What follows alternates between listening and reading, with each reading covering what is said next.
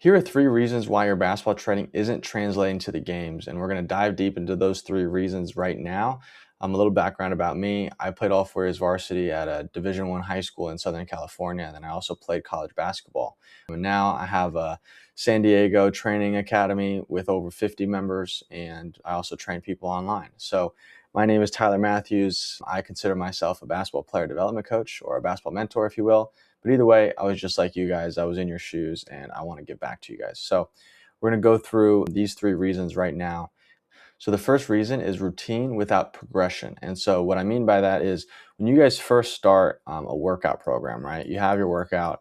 Let's just say we're just talking about skills right now, right? So you got your skill workout, and you're doing that workout every single day. You should be doing it Monday through Saturday. At least that's how I did it. And I would even break it up. So like Monday, Wednesday, Friday, I would do shooting focus, right? And then Tuesday, Thursday, Saturday, I would have a skill focus. And the way I break down skill and shooting is obviously shooting. There's 3 types of shooting. There's movement, off the dribble, and off the catch. And then skill is more so I'm thinking about ball handling, different types of finishes, learning how to bump your defender, staying on driving lines, pick and roll, like all the stuff that's a little bit more tactical. And it's a little bit more complicated because in order to do it in games, in pressure, you got to be patient, you got to be poised, you got to have pace, right? But let's just say, you guys are doing these skill workouts and you're just doing it the same thing over and over and over again. But what happens when you're training a bicep or any type of muscle, right? You do it enough, that muscle adapts, and then you have to progress. And so with you guys, especially with basketball skill, it's tough because you're not measuring it by weight. You're measuring it by like feel, right? You're like, oh, well, I feel like I'm shooting better. Of course, you can do shooting drills to like kind of test it, right? Like, okay, if I can do this drill and make 5 out of 6 shots, then I can move on, right? And that's what similar to what I do with my clients. But with you guys, the second thing you really have to do with these stuff is you have to start using it in one-on-one games. So the second phase of after you kind of are already doing this consistently and putting in the effort and being disciplined, which is honestly the hardest part, then the phase 2 is, adapting under pressure. So if we think of like 1v1, for example, you want to use the skill workouts and you want to use the moves that you're doing Monday through Saturday, and you need to be able to apply it to 1v1s first. The reason why you want to do 1v1s, there's no help side. You just got to be able to do it against a good defender, right? Grab a friend and be able to do it under pressure, right? Then once you can successfully do this skill workout or any of these shooting moves and skill drills that you were doing in a one-on-one, then you can go ahead and start doing it in 2v2, 3v3, right? 4v4.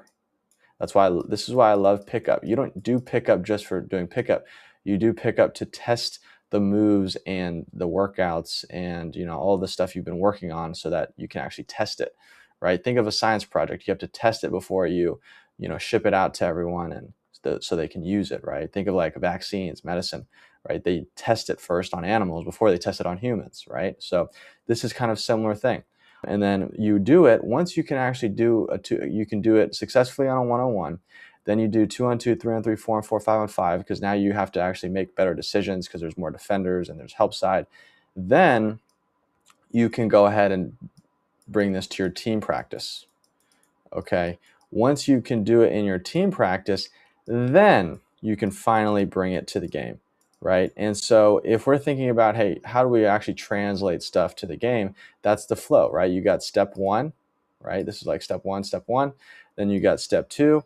Then you got step 3. Then you got step 4. Then you got game. Then you have step 5, right? With the game. And so I want you guys to think through that. And that's really how I would do it. And this is how I actually did do it. And it takes a long time, right, to really start translating a new move that you want to practice or put into your game, add to your bag. And what does this really mean? It means you can't add a lot of moves to your bag at once, right? That's why in the summertime, it's the most important time to add moves to your bag.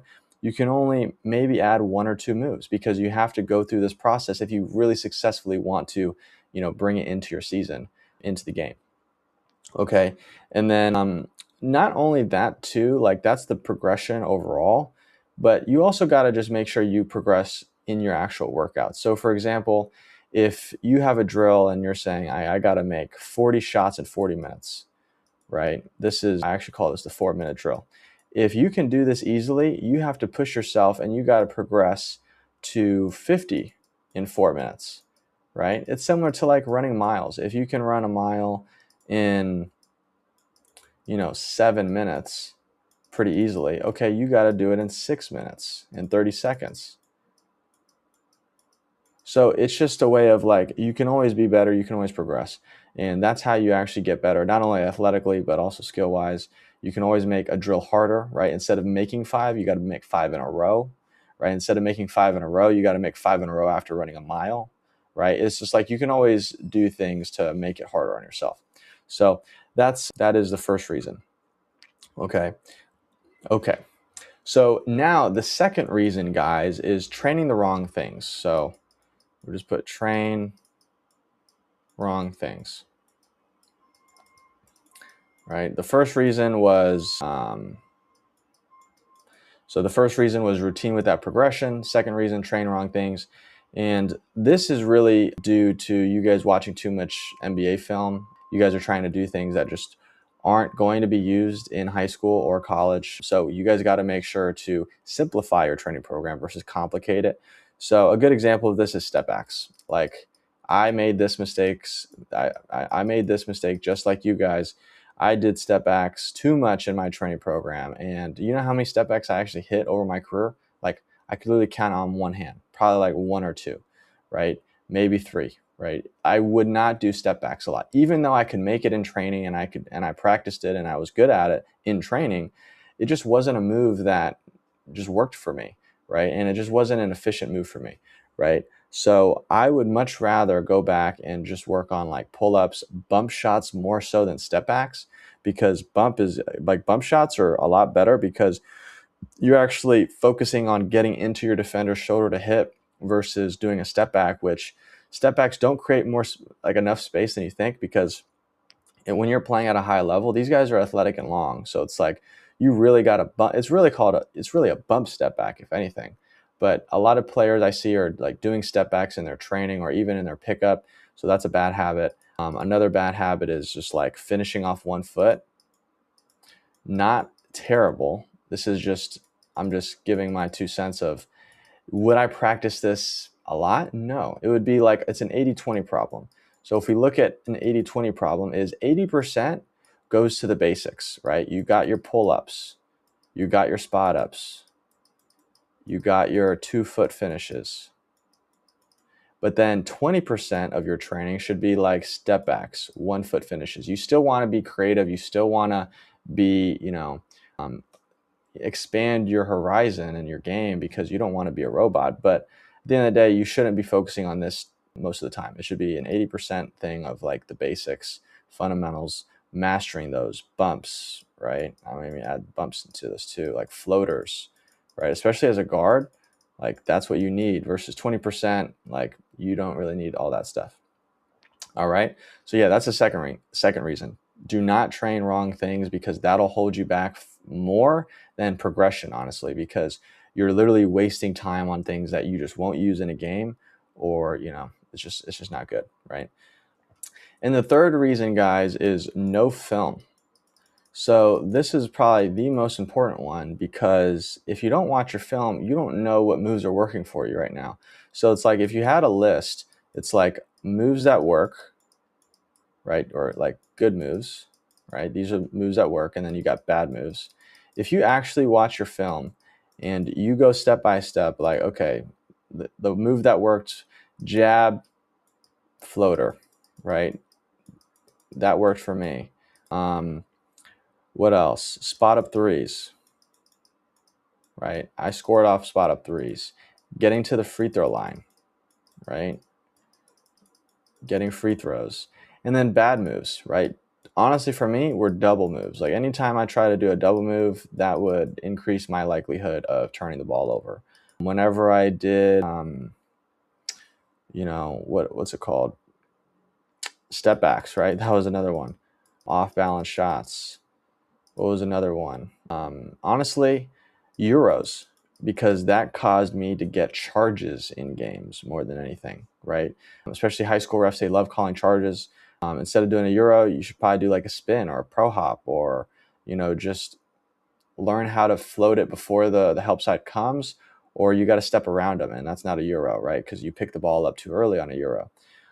So all of that stuff is just things you can identify if you watch your film. So just go through your film, break that down, create a list of moves that work and moves that don't work, and then you just got to make sure that your training program, 80% of it is going toward the good moves, and then 20% of it is like, okay, I still want to improve this stuff, but 80-20, right? It's an 80-20 problem. Make sure to allocate your time and your strengths to this. All right. And then, yeah, so that's pretty much it for that third reason. Anyway, thanks for listening, guys, and I'll catch you in the next video. Peace. And if you guys want my help in terms of like the community that I'm in and I host, we have over 700 members. We post pretty much every single day. Players are introducing themselves. I post some valuable posts on how to help you guys. Like I recently just posted this calibrating a three-pointer post. And then in the classroom section, like this isn't available to regular members. This is premium. So this is like a custom program that I was talking about. But in terms of this is free, Varsity Guard Blueprint. I show you how to create an 8-week plan and goal. We set up Coach IQ, which is a training app that I host all my training videos in that you guys can get for free. We can identify weaknesses, routines, recovery, how to watch film. And then, of course, if you guys want to work with me one-on-one, just click this link, Varsity Guard Academy, in the community. But I'll leave this link to the school, right? School.com to Varsity Guard Blueprint below, so you guys can join, check it out, get some free stuff. And then also I host free calls every Sunday. You guys can even see like where everyone's from here. So we have people all around the world. So yeah, I think it's a great community. If you guys want to check it out, just click the link and join below. Peace out.